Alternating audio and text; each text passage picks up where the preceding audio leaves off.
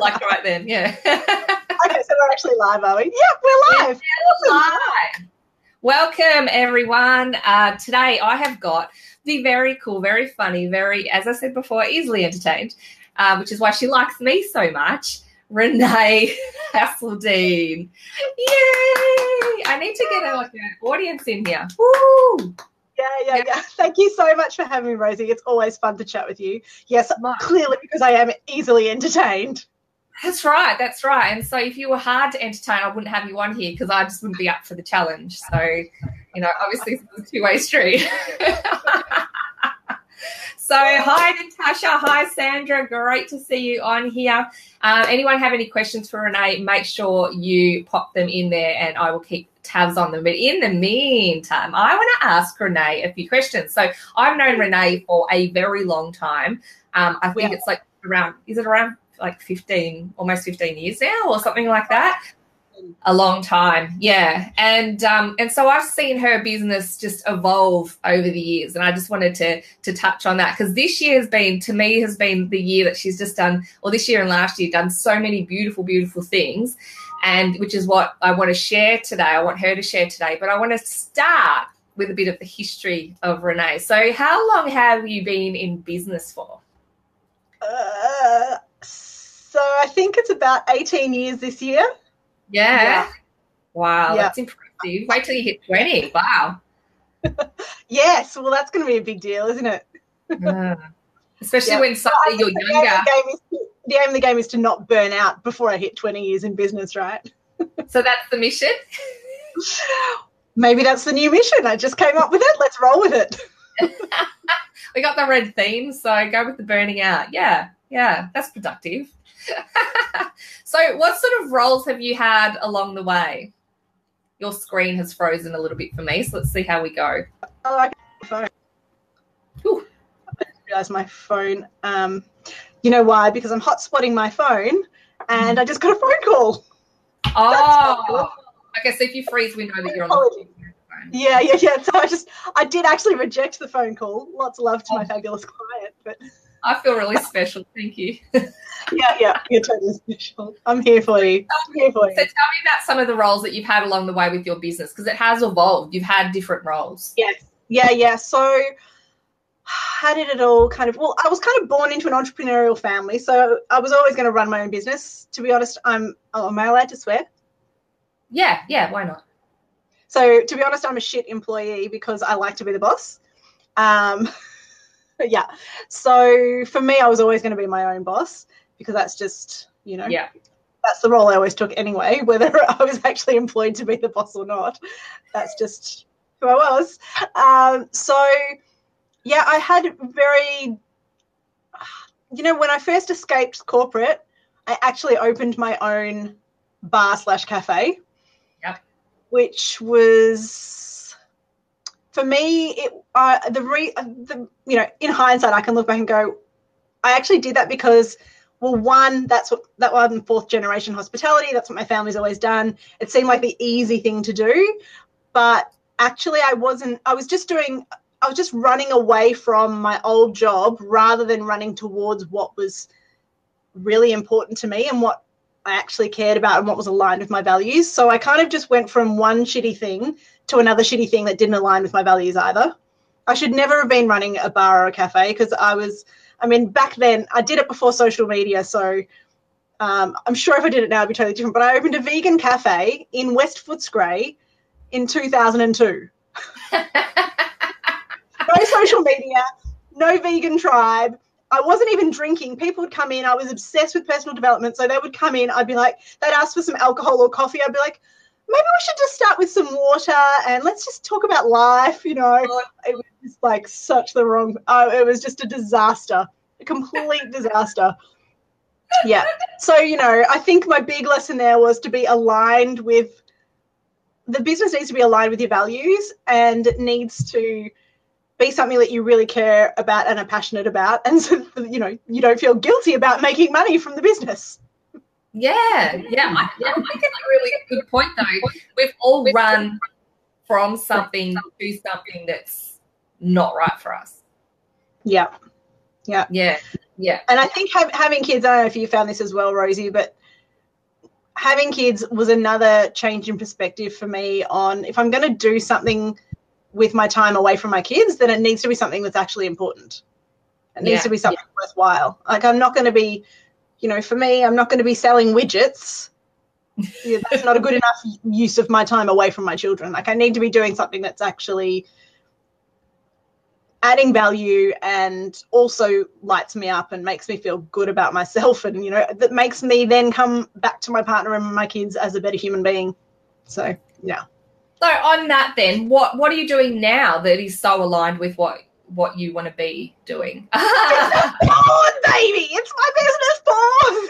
Business porn. I'm all about business undies and you're about business porn. We're like a match made in heaven. We so are. It's because for those of you who don't realise, Rosie and I were both born on the 29th of July. So birthday buddies. Yeah. We worked that out the first day we met, and yeah, we have been inseparable since. So yeah. What am I doing now? So basically now I'm a business mentor, but I specifically work with coaches, experts and thought leaders to take what's in their head, which can often be really intangible. Like if we're in a service-based business, it can often feel like we're selling hot air, right? Because it's not a widget. I'm not selling this water bottle. Like say it's blue and it's stainless steel, and like you can feel it up and feel the weight and feel it up. I said feel it up. It had to get in there somehow. Check me go. All right. So, often in a service-based business, you guys being virtual assistants, it can be hard to explain the value and to communicate that in a really clear and succinct way. So what I do is I take what's in your head and I turn it into a signature system using visual models. So for me, I like to turn all that spaghetti mess in our head into some sexy pictures. And for me, doing that means that you get more sales, you can reach more people, and you can make a bigger difference in what you're doing in your business. So yeah, I love it.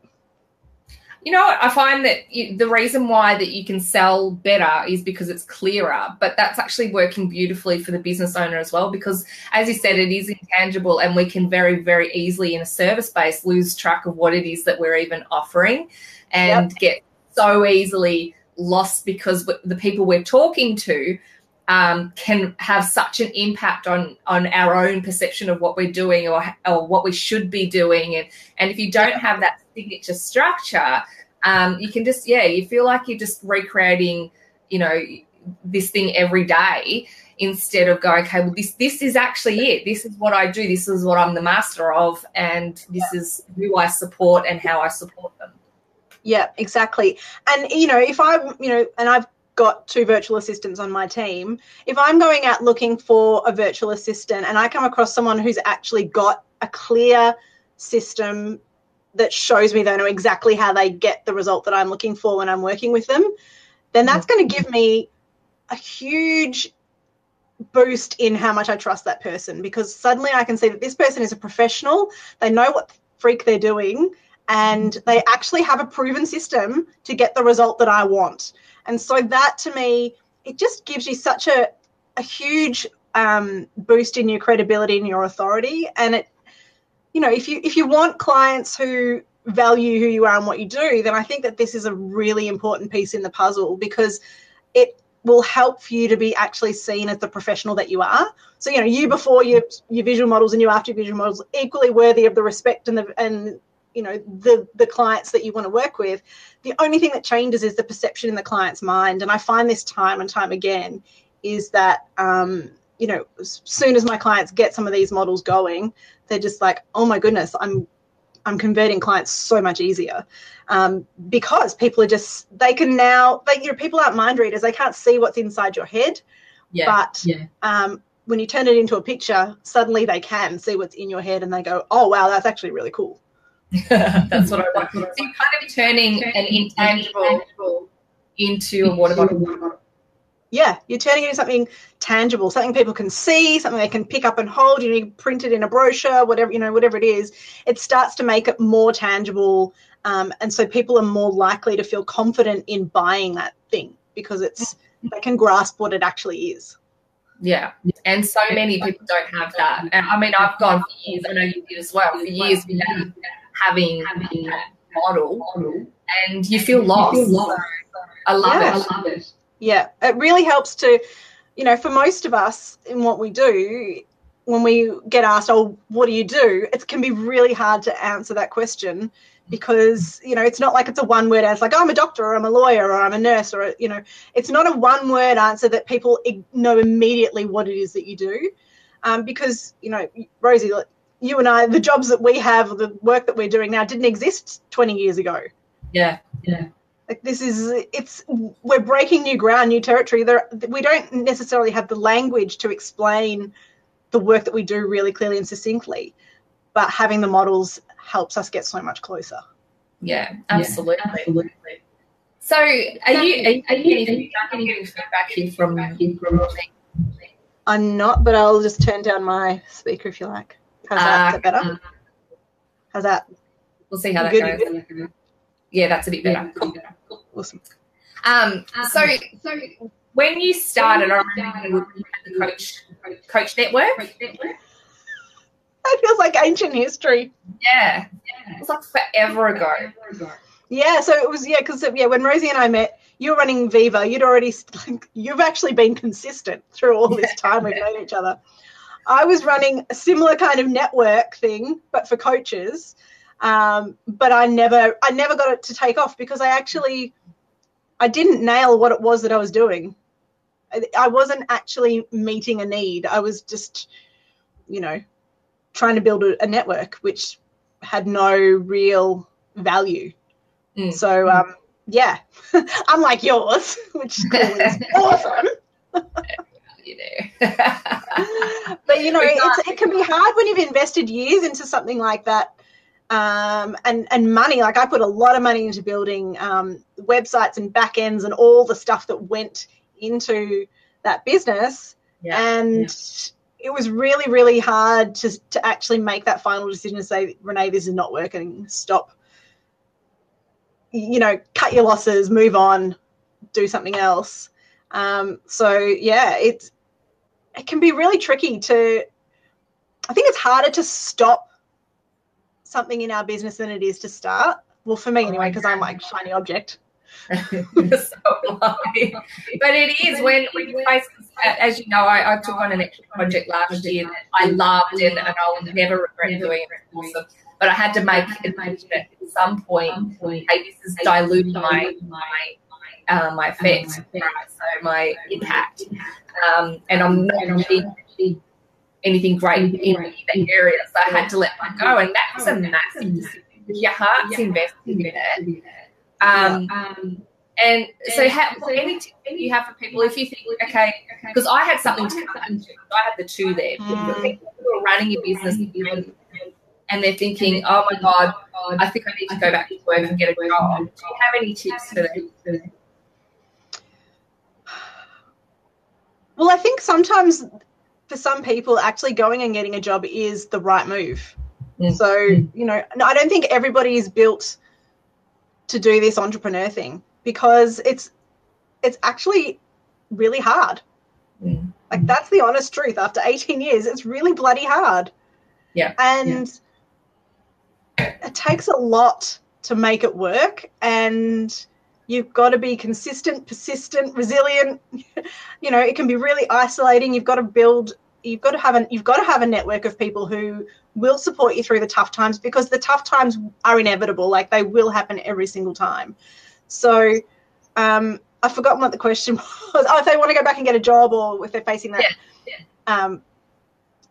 Look, I think only each individual knows the answer to whether that's the right thing for them.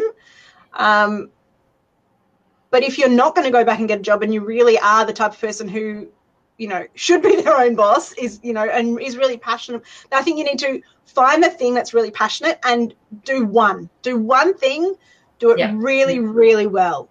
Because if you're being a jack of all trades and a master of none, you're not going to do any of them well.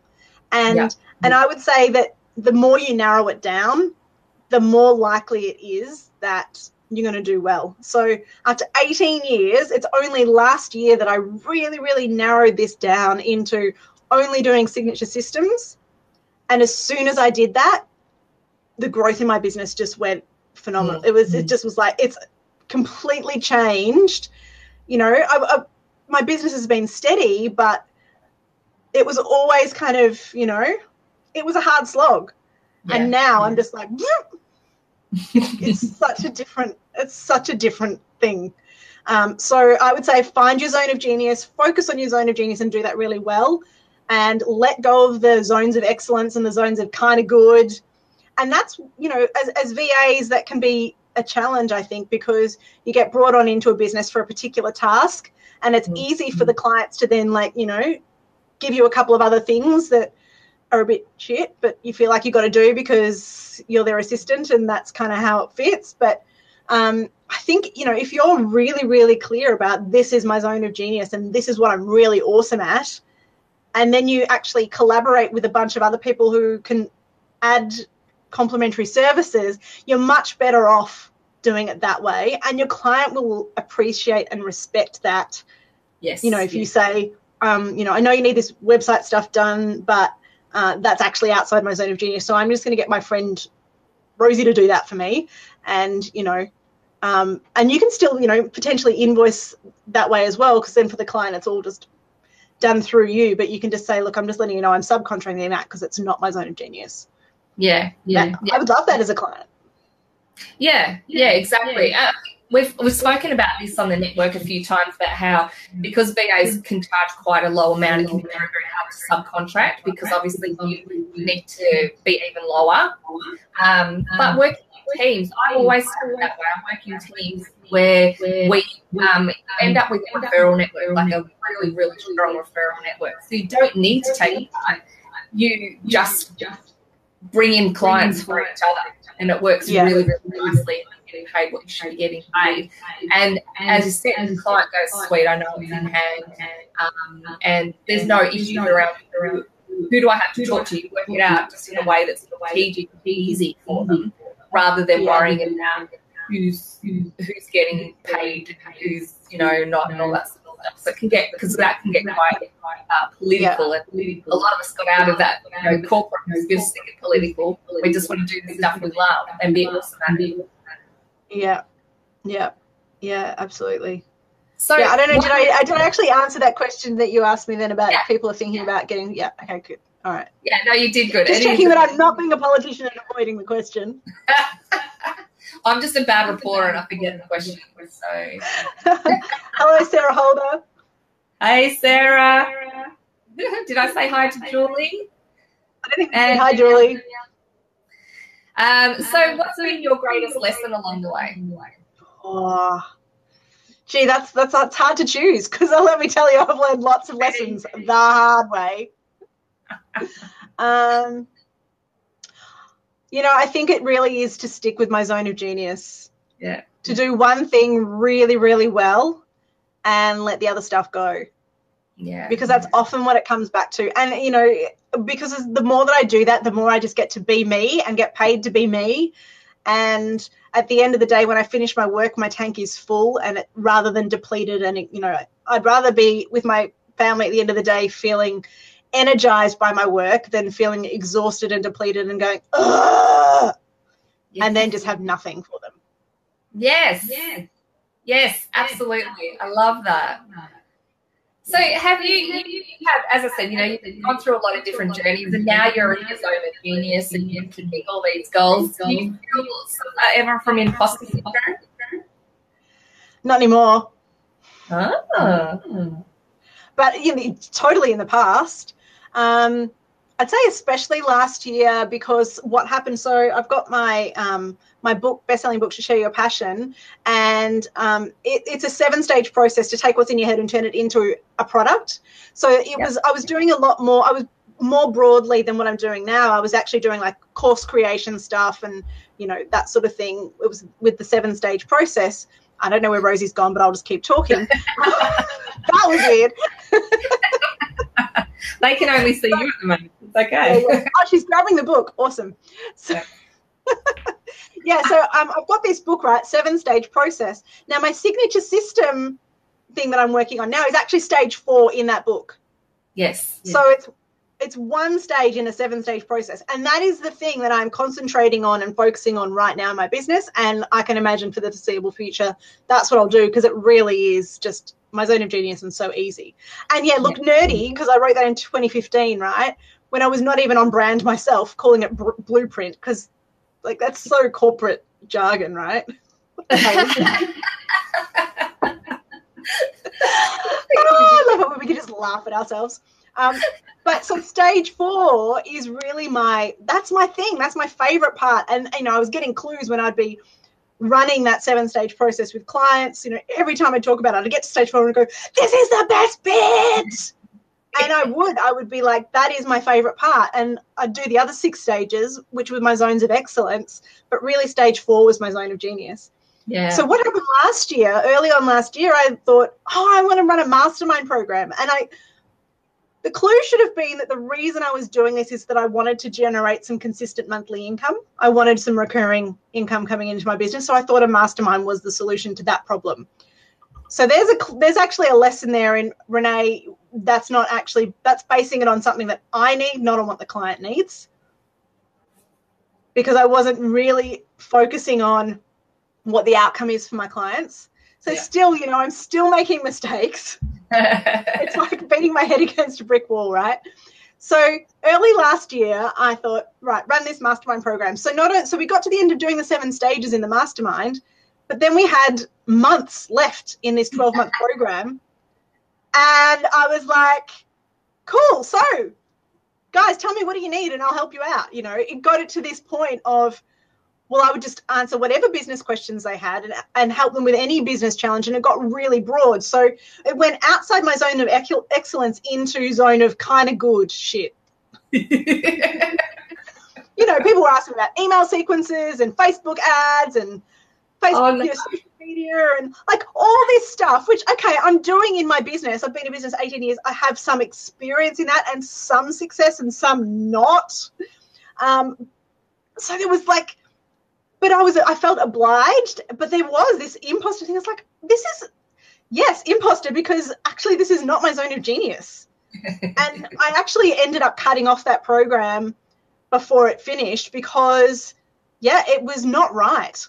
It was not serving my clients. It was not serving me. It's not how I work. And I think that was another lesson as well in how being honest with ourselves about how we like to work. Because I think you're more nurturing than I am, Rosie. Yeah. Correct me if I'm wrong. I think, you know, you can run. The reason that I'm not good at running a network is I'm actually not great. I'm not really an awesome people person. No, I love people. I do. I love people. Yeah, in small doses. Small doses.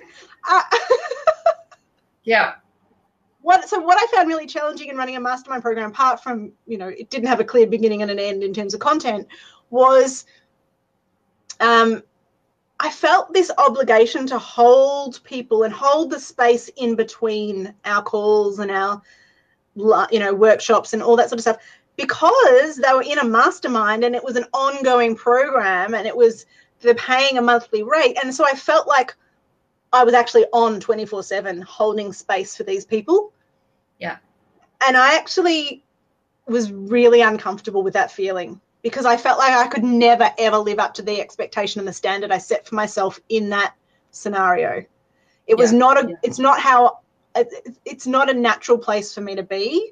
And I just didn't feel good on any level for me.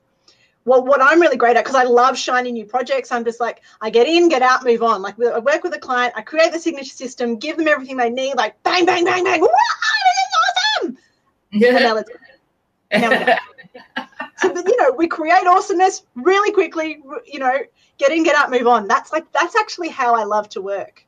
Mm. And, you know, I should have got this lesson a long time ago when I ran that bar, because I vowed that I would never be changed to a storefront where I had trading hours. I hated having to be there during trading hours. I felt chained to bricks and mortar. It was not how I like to work either.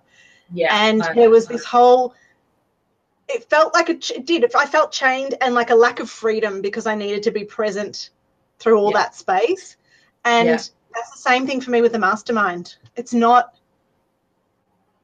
how I thrive, and therefore it's not the best way for me to serve people. So I think, be really honest with yourself about, how you like to work with people, and how, are you a get in, get out, move on like me, or are you more of a nurturing supporter who likes to hold space for people? Yeah, no, it's a really good point. And with VAs, I think a lot of the time they're trying to be everything for everyone and not acknowledging that, not acknowledging what fits right for them, what feels comfortable for them, and what allows them to step away when they need to and have that. Because to me, that balance is not about equality. It's about being able to step out of that particular role when I feel like it, and not having, as you said, having to hold space for that while I'm trying to do this over here. And so you need to be really honest. And I'm always really honest with my members about, when I'm working and when I'm not, and how I work well and what my failings are, what, that they might see as failings, which is how I work. And so what happens is I'll have members that join who go, I don't like how you work. I want you to be doing this for me, and I'm annoyed that you didn't answer my email that I sent yesterday or whatever. And it's like, well, I don't work on that day, and when I'm not working, I don't go onto the computer and I don't have emails on my phone, because I would have 7 million emails on my phone, and that would just be a definition of torture. But the people that works for, they stay. So I end up with the best tribe fit for me, and we support each other in a way that's comfortable for both of each other. Whereas I think a lot of VAs think they've got to mold themselves to each client rather than understanding what works for them and holding true to that, so that they're finding the exact right fit for them. Yeah, that's right. It's okay for you to not be the perfect fit for every client. Yeah, awesome boundaries. It is. It's so important to have really clear boundaries, Sarah. If we're going to actually, if our business is going to be sustainable for us, then we need to be really clear about what our boundaries are. And that way, it's a filter for our clients. Some people won't like that, and that is okay, because they'll find someone else to work with that has the right, fit for them. So yeah, we can't be all things to all people. And if we try and do that, it's the worst possible thing we can do for ourselves and therefore our clients. So yeah. Absolutely. Yeah. And the people that like that way, that can work with that way, will love you. And the others, they can go off and love someone else. Really, it doesn't matter. Totally. We don't need to be selfish and hog all the clients. That's right. Some clients you really don't want to hog. Go. I love it. No, that's really, really good. I've been talking to someone, like other business owners recently. We had Sonia Statman I was talking to with our mastermind the other day that you've been on, and she was talking about how, you've got to stick to your path. And once you go off your path, and that's what you're talking about, that alignment and knowing your zone of genius is on the path. And when you stray off that path, you get very uncomfortable. And does it feel right? You're not going to deliver right. And it's just going to start getting for people. And for me, with the stuff I did last year, I went off track, and it was quite an adventure. And sometimes maybe you do need that to remember why that path works for you. Sometimes we need a little bit of a slap to go, okay, well, that's why I'm doing what I'm doing, because I was taking it for granted. I love that. I think feeling that it fits, because that's what you were saying. It didn't feel right. Holding that space, having that program didn't feel right. And I'm not a wishy-washy sort of, everything's got to feel right person. But when it comes to that, you've got to feel comfortable with it and feel like, there's always going to be a level of uncertainty and worry that people aren't getting what, am I not good enough? Blah, blah, blah. We're all going to go through that.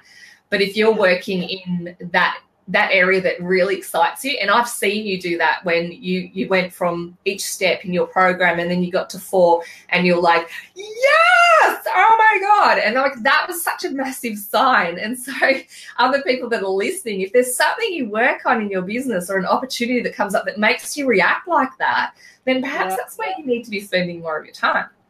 Yeah, listen to the own clues in your language and how you feel about stuff.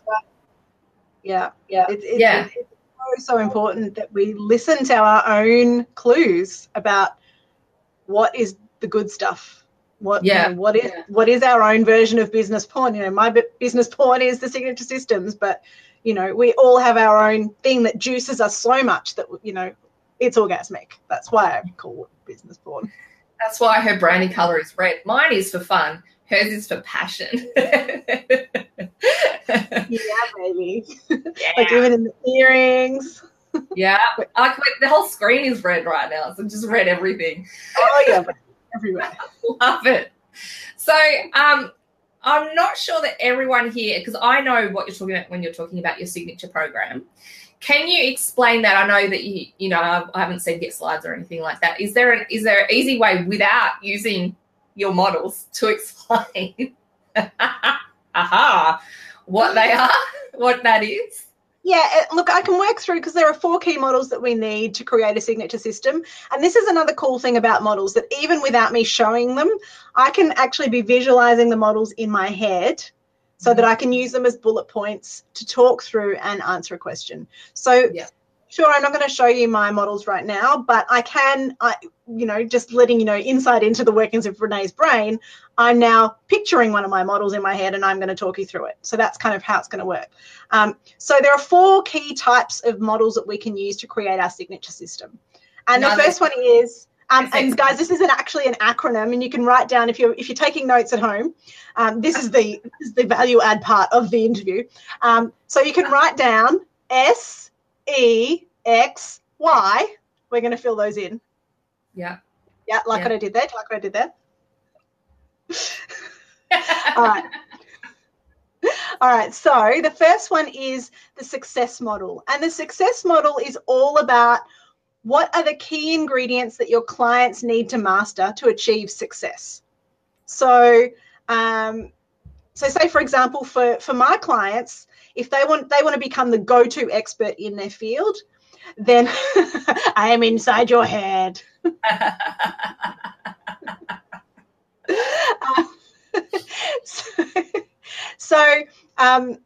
The key ingredients you need to master if you want to be the go-to expert in your industry for your area, your zone of genius. So there might be some bookkeepers watching or some website developers. I'm not sure who else. Rosie, you'll know the people who are watching and what their zones are. But if you want to be the go-to expert in that zone, 3 key things you need to master. Number 1, we've been talking about this already, is know your zone of genius. Yeah. And that's not your zones of excellence or your kind of good or, the thing that your client's asking for. It's stick to your zone of genius. Number 2 is you need to have experience and proven results in that area. And number 3 is to take what you know that's in your head and turn it into something tangible, which I call the signature system. So that's an example of a success model. These are the 3 key things that you need to master to be the go-to expert. So that's the success model. Yeah. The second type of model that you need in a signature system is called the educate model. And so the educate model is all about the actual doing. This is the actions that you need to take or your client needs to take to get from A to Z. Now, you might be doing this with them or as a virtual assistant for them, but to show them that there's, a step-by-step process to get from A to Z. So if, for your example, a website developer, well, this is how we start from 0 website to having an awesome website kicking ass. And these are the things that we need to do along the way. And you want to have a model that shows them this is the step-by-step process that I use with my clients to show them how to get from A to Z. And that's going to give them more confidence in knowing that you have a really clear process on how to get the result that they want. So that's the educate model, and that's about the doing stuff. The third type of model is the excite model. I know I kind of cheated there with my acronym. It doesn't clearly, start with an X, but hey, creative license, right? It's my business. I'll make the rules. Plus, it didn't really work as an acronym if it was just going to be another E. Yeah. C was nowhere near as much fun as sexy. No, this is so appropriate for you too. It's totally on brand, right?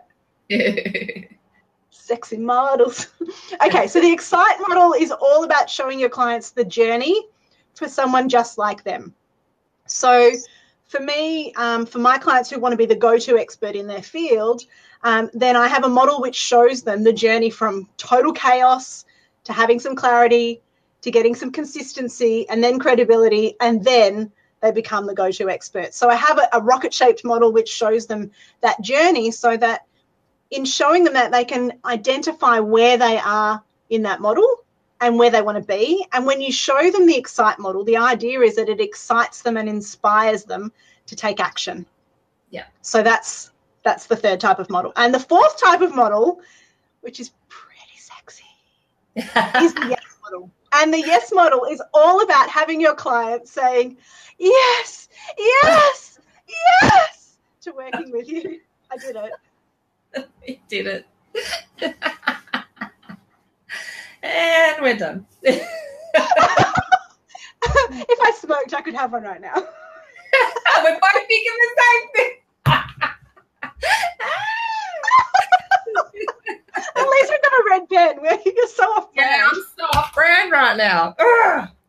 Oh, too funny. Sorry, we're entertaining Sarah at least. Sarah thinks they're funny. See, I'm clearly easily entertained, right, Sarah? I'm glad you think we're funny as well, because Rosie and I will laugh at ourselves all day long. But I'm glad you're joining in the jokes. So the yes model, yeah? So the yes model is all about showing your clients what are the benefits of working with you. So this is not about the features or, the logistics stuff. This is the actual benefits of the work that you do. So, for example, if you're creating a signature system, there are benefits around the marketing stuff. Good, Simone's laughing at us as well. Woo! It's so nice to know we're not laughing at our own. Not with us, at us. Probably at us. That's also okay. I'm all right with that. Oh, me too. Yeah.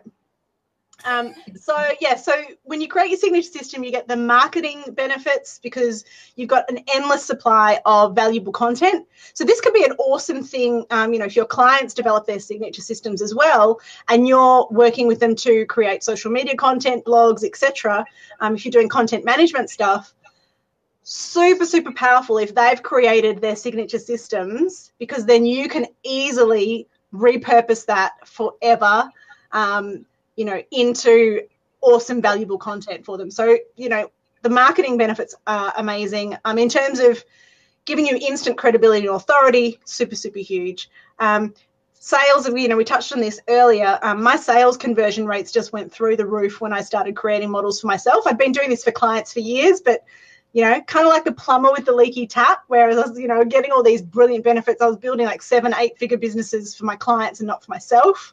So, finally, I drank my own Kool-Aid and made some models for myself. And my sales conversion completely transformed. So, so powerful in that area. It also means that you can start to create leverage as well. I'm sure a lot of you as VAs are working one-on-one with your clients and doing done-for-you services, but there's potential for you to move into a one-to-many space and into that education zone for clients who you might be able to nurture clients who are not quite ready to pay for you to do it for them, but you could educate them in how to do it for themselves, possibly, for a lower rate and have extra income streams doing that as well. So having a signature system is super powerful for that. And also if you want to create leverage in terms of bringing on team members, then if you want other people to also be servicing your clients, if you've got a signature system, you can clearly upskill your own team members to say, this is how it's done, my way. It's my way or the highway. But, you can really quickly train staff members to or team members to actually implement things exactly the way that you want them done if you've got a signature system. And I've just gone blank on my fourth. I'm doing my yes model in my brain. I'm going around to here we go. Raving fans. That's what it is. Yeah, having a signature system means that your clients have they're really clear about exactly how it is that you work and how you get from A to Z. And it also means that having that clear roadmap, that they're going to stick with you for longer because they believe in the process and they can see that there's a clear process to get the result that they came to you for in the first place. So, yeah. And then the final benefit, obviously, of creating a signature system is to actually create a legacy because, you know, Rosie, I've seen you for many, many years on end working your butt off for Viva and building this gorgeous network. And, you know, you put your heart and soul into it. And I see that. I've seen it consistently over time. So I know it's not it's not a fly by night shiny object thing for you. This is like a real passion and something that you care about. So by creating a signature system, it means that beyond the amount of time and effort you put in, that you're going to have a ripple effect. And so I think that's super, super powerful. So yeah, that's the Yes model, is all about what are the benefits of how you work and what your clients are going to get from working with you. So yeah, 4 key types of models. When you've got those 4, you've got a signature system. Nice. And you know what all of them do? They remove uncertainty. And uncertainty is one of the biggest blocks for VAs getting clients on board and moving along the way need to be moving. And so when you're removing that uncertainty by having a clear directive, having a clear system, not only is that easier for you, but it's removing that uncertainty for them, which is it's just a massive thing when it's your business baby, showing someone, you know, your business undies, as I was saying, and you've got uncertainty because you don't know quite how it works or what the outcomes are going to be. When it's really, really clearly outlaid like that, it just gives you so much more confidence. Like, okay, I know what I'm getting. I know what I'm signing up for. And, yeah, it's just brilliant. I love it. Yeah, and it means for your clients there are no nasty surprises because they know upfront exactly how it is that you work and what they can expect from working with you. And so they're not going to freak out and go, oh, that's not what I was thinking. Yeah. You're like, well, it's pretty clear. Hello. Yeah. Here's a picture. I was really clear. I even put it in colour. Yeah, in my brand colours. It's beautiful. I wasn't expecting you to read my mind. I actually showed you a picture. Yeah, exactly. So what does the future hold? I know I said to you, it's probably about 20 minutes. It's now been like 40 minutes. 42 minutes later. This is what happens when Renee and Rosie get together. What does that as much fun as the day we were in bed together. Oh, well, nothing can, hold up to that. Dear God, it's me, Margaret. Yeah. Oh, it's too funny. Most people have no idea what we're talking about, right? Or did all the Viva members see it? I don't know. I would have shared it with them, that's for sure, and laughed and laughed. I'll have to share it again now. Yeah. So what does the future hold for Miss Renee Hasseldine? I'm going to get you to say my name right. That's going to be my first outcome for the future. Hasseldine. I've said that from day dot, haven't I? Hasseldine. Yeah. Hasseldine. Remember how much I love food, right? I love to dine. To dine. But I remember I changed your name to Renee Hasselme anyway, so that way I don't have to worry about the last part because I'm always wondering is it E-I, which so now I've made it Renee Hasselme because she's always hassling me to get a signature system. Well, at least I'm consistent.